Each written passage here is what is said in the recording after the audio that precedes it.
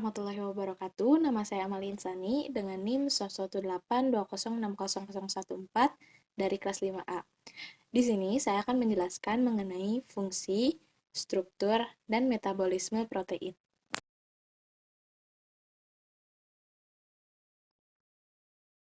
Protein berasal dari bahasa Yunani, yaitu protos, yang berarti yang paling utama.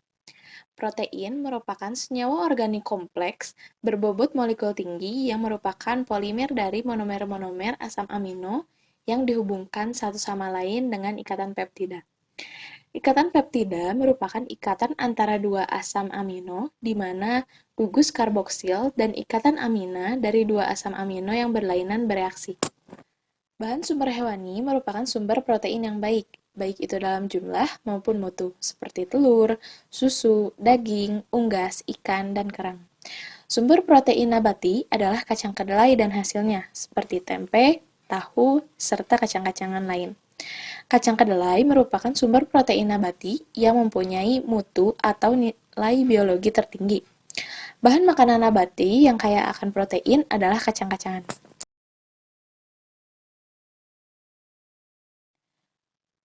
Fungsi yang pertama dari protein yaitu sebagai biokatalisator atau enzim. Yang kedua yaitu sebagai protein transport, contohnya hemoglobin mengangkut oksigen dalam eritrosit dan mioglobin mengangkut oksigen dalam otot. Ion besi diangkut dalam plasma darah oleh transferin dan disimpan dalam hati sebagai kompleks dengan ferritin. Fungsi yang ketiga yaitu sebagai pengatur pergerakan. Protein merupakan komponen utama pada daging. Gerakan otot terjadi karena ada dua molekul protein, yaitu aktin dan miosin, yang saling bergeseran. Pergerakan silia dan flagella pada organisme protista akibat dari protein tubuli pada organel tersebut. Fungsi yang keempat yaitu sebagai penunjang mekanis.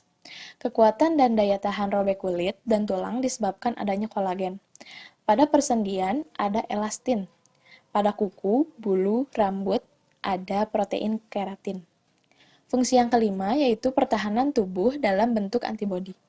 Suatu protein khusus yang mengikat benda asing yang masuk ke dalam tubuh seperti virus, bakteri, dan lain-lain.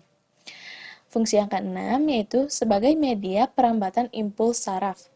Protein ini biasanya berbentuk reseptor, misalnya rhodopsin, suatu protein yang bertindak sebagai reseptor atau penerima warna atau cahaya pada sel-sel mata. Dan yang ketujuh yaitu sebagai pengendali pertumbuhan. Protein bekerja sebagai reseptor yang dapat mempengaruhi fungsi bagian-bagian DNA yang mengatur sifat dan karakter.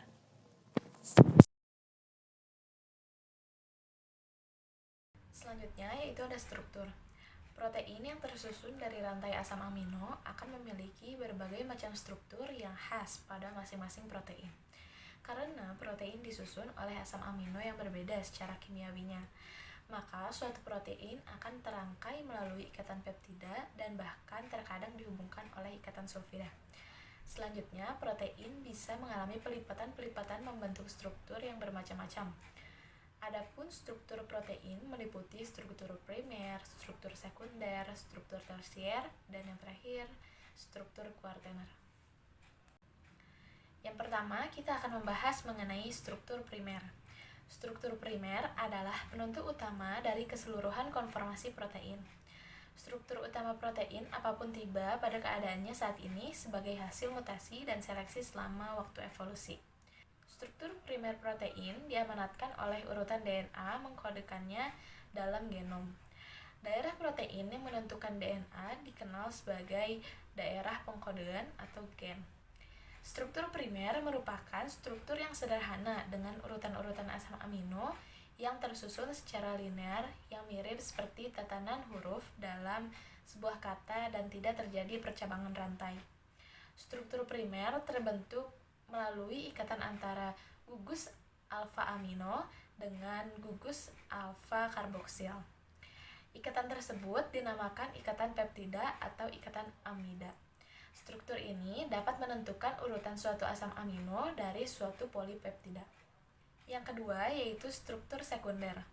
Struktur sekunder adalah interaksi antara asam amino yang berdekatan mulai terjadi, memunculkan pola lokal saat sintesis protein berlangsung.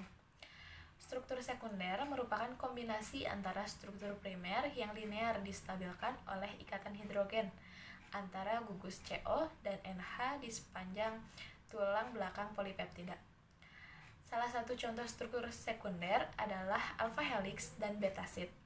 Struktur ini memiliki segmen-segmen dalam polipeptida yang terlilit atau terlipat secara berulang.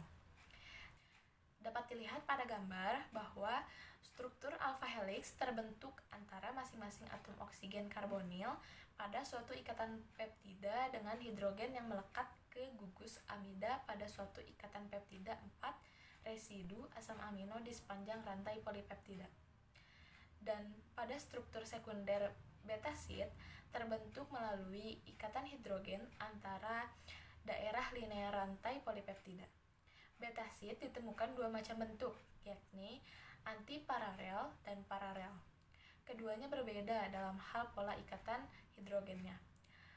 Pada bentuk konformasi antiparalel memiliki konformasi ikatan sebesar 7A. Sementara konformasi pada bentuk paralel lebih pendek, yaitu 6,5A.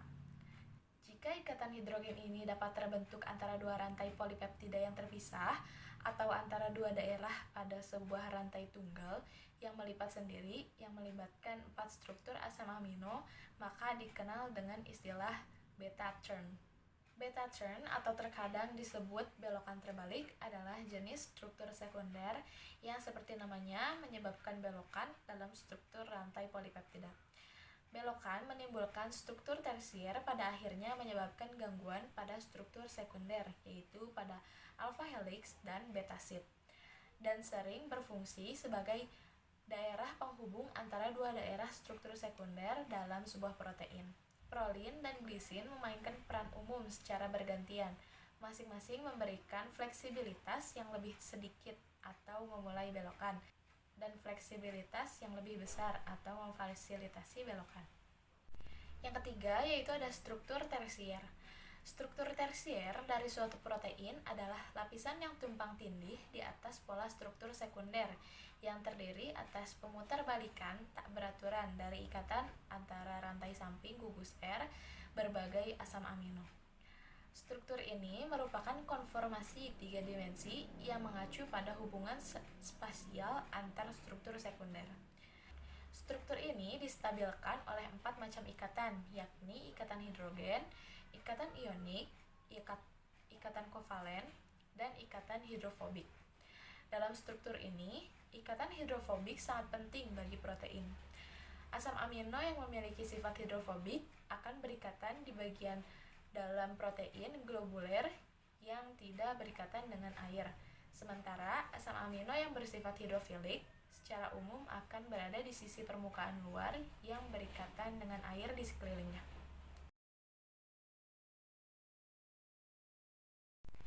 Selanjutnya kita akan membahas mengenai metabolisme protein.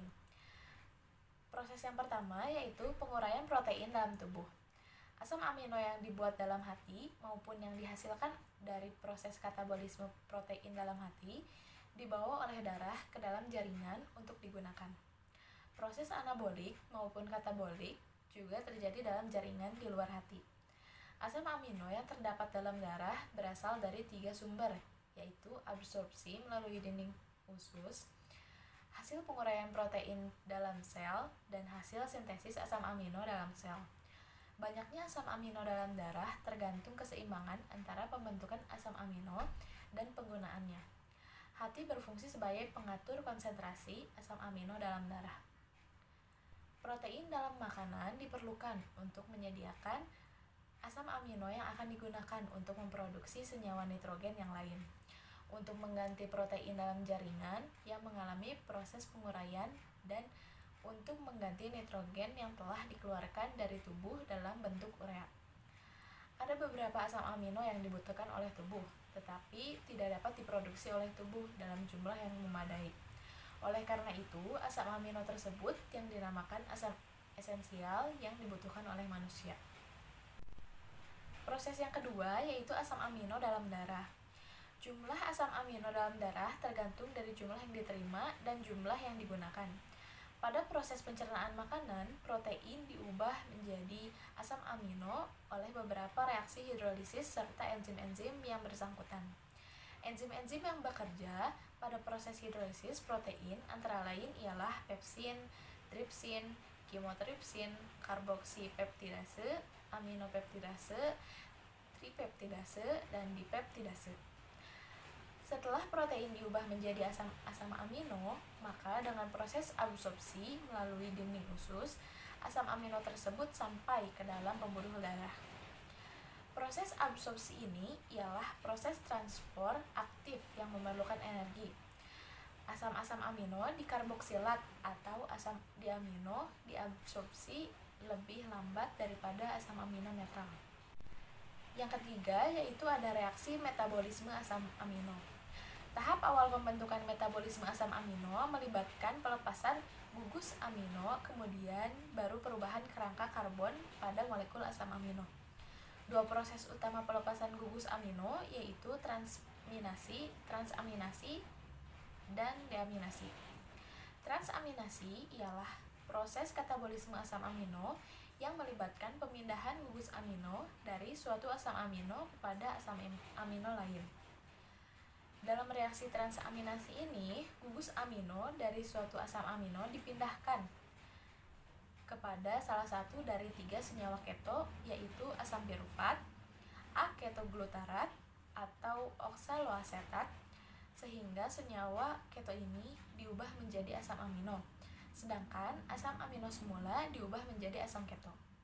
Ada 2 enzim penting dalam reaksi transaminasi, yaitu alanin transaminase dan glutamat transaminase yang bekerja sebagai katalis dalam reaksi berikut. Pada reaksi ini tidak ada gugus amino yang hilang, karena gugus amino yang dilepas oleh asam amino diterima oleh asam keto. Alanin transaminase merupakan enzim yang mempunyai kekhasan terhadap asam pirufat alanin. Glutamat transaminase merupakan enzim yang mempunyai kekhasan terhadap glutamat ketoglutarat sebagai satu pasangan substrat. Reaksi transaminasi terjadi di dalam mitokondria maupun dalam cairan sitoplasma. Semua enzim transaminase tersebut dibantu oleh piridoksalfosfat sebagai koenzim. Telah diterangkan bahwa piridoksalfosfat tidak hanya merupakan koenzim pada reaksi transaminasi, tetapi juga pada reaksi-reaksi metabolisme yang lain. Yang kedua yaitu deaminasi oksidatif. Asam amino dengan reaksi transaminasi dapat diubah menjadi asam glutamat. Dalam beberapa sel, misalnya dalam bakteri, asam glutamat dapat mengalami proses deaminasi oksidatif yang menggunakan glutamat dehidrogenase sebagai katalis. Dalam proses ini, asam glutamat melepaskan gugus amino dalam bentuk NH4+. Selain NAD+, glutamat dehidrogenase dapat pula menggunakan NADP+ sebagai aseptor elektron. Oleh karena asam glutamat merupakan hasil akhir proses transminasi, maka glutamat dehidrogenase merupakan enzim yang penting dalam metabolisme asam amino oksidase dan D-asam oksidase. Selanjutnya yaitu ada pembentukan asetil koenzim A. Asetil koenzim A merupakan senyawa penghubung antara metabolisme asam amino dengan siklus asam sitrat. Ada 2 jalur metabolik yang menuju kepada pembentukan asetil koenzim A, yaitu melalui asam pirufat dan melalui asam asetoasetat. Asam-asam amino yang menjalani jalur metabolik melalui asam pirufat ialah alanin, sistein, sterin, dan treonin. Alanin menghasilkan asam pirufat dengan langsung pada reaksi transaminasi dengan asam A-ketoglutarat. Treonin diubah menjadi glisin dan asetaldehida oleh enzim treonin aldolase.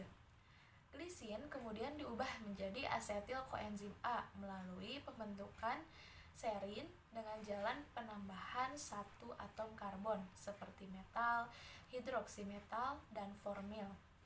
Koenzim yang bekerja di sini ialah tetrahidrofolat. Selanjutnya ada siklus urea. Pembentukan urea ini terutama berlangsung di dalam hati. Urea adalah suatu senyawa yang mudah larut dalam air, bersifat netral, terdapat dalam urin yang dikeluarkan dari dalam tubuh. Dalam reaksi pembentukan karbamil fosfat ini, 1 mol amonia bereaksi dengan 1 mol karbon dioksida dengan bantuan enzim karbamil fosfat sintetase. Reaksi ini membutuhkan energi karena reaksi ini melibatkan 2 mol ATP yang diubah menjadi ADP. Di samping itu, sebagai kofaktor dibutuhkan Mg++ dan N-asetil glutamat. Karbamil fosfat yang terbentuk bereaksi dengan ornitin membentuk citrulline. Dalam reaksi ini, bagian karbomil bergabung dengan ornitin dan memisahkan gugus fosfat. Sebagai katalis pada pembentukan citrulline adalah ornitin transkarbamilase yang terdapat pada bagian mitokondria sel hati. Selanjutnya, citrulline bereaksi dengan asam aspartat membentuk asam argininosuksinat. Reaksi ini berlangsung dengan bantuan enzim argininosuksinat sintetase. Dalam reaksi tersebut, ATP merupakan sumber energi dengan jalan melepaskan gugus fosfat dan berubah menjadi AMP. Dalam reaksi ini, asam argininosuksinat diuraikan menjadi arginin dan asam fumarat.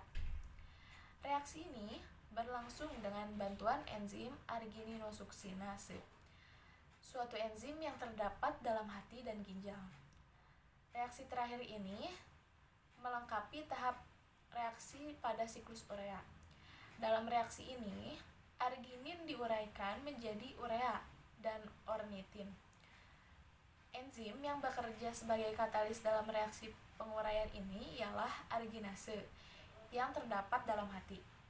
Ornitin yang terbentuk dalam reaksi hidrolisis ini bereaksi dengan karbamilofosfat untuk membentuk citrulline. Yang terakhir yaitu ada biosintesis protein. Biosintesis protein yang terjadi dalam sel merupakan reaksi kimia yang kompleks dan melibatkan beberapa senyawa penting, terutama DNA dan RNA.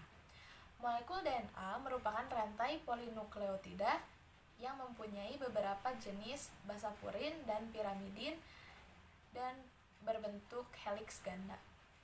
Dengan demikian, akan terjadi heliks ganda yang baru, dan proses terbentuknya molekul DNA baru ini disebut replikasi. Urutan basa purin dan pirimidin pada molekul DNA menentukan urutan asam amino dalam pembentukan protein. Peran dari DNA itu sendiri sebagai pembawa informasi genetik atau sifat-sifat keturunan pada seseorang. 2 tahap pembentukan protein, yaitu tahap pertama ialah transkripsi, yaitu pembentukan molekul RNA sesuai pesan yang diberikan oleh DNA.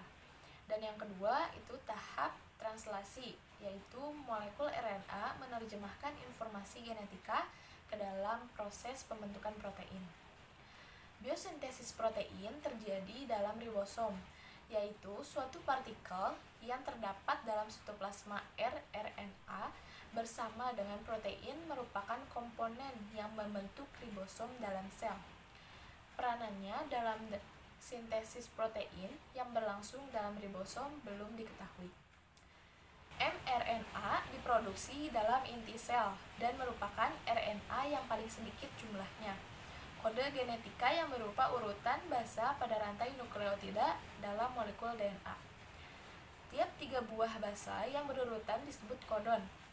Sebagai contoh, AUG adalah kodon yang terbentuk dari kombinasi adenin, urasil, guanin. GUG adalah kodon yang terbentuk dari kombinasi guanin, urasil, guanin. Kodon yang menunjukkan asam amino yang sama disebut sinonim. Misalnya, CAU dan CAC adalah sinonim untuk histidin.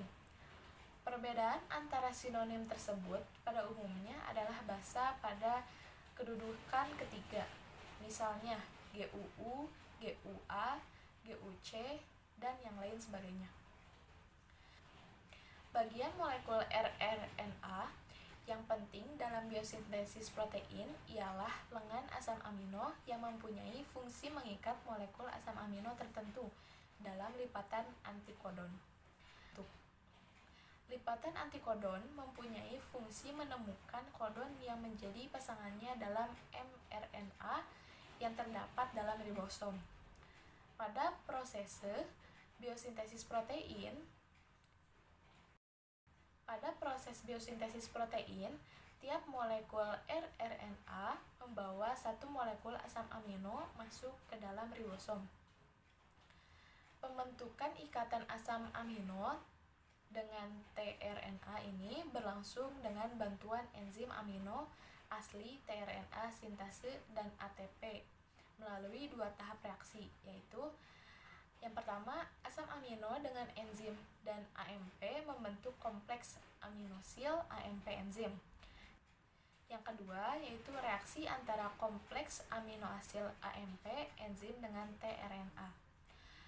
Proses biosintesis akan berhenti apabila pada mRNA terdapat kodon UAA, UAG, UGA.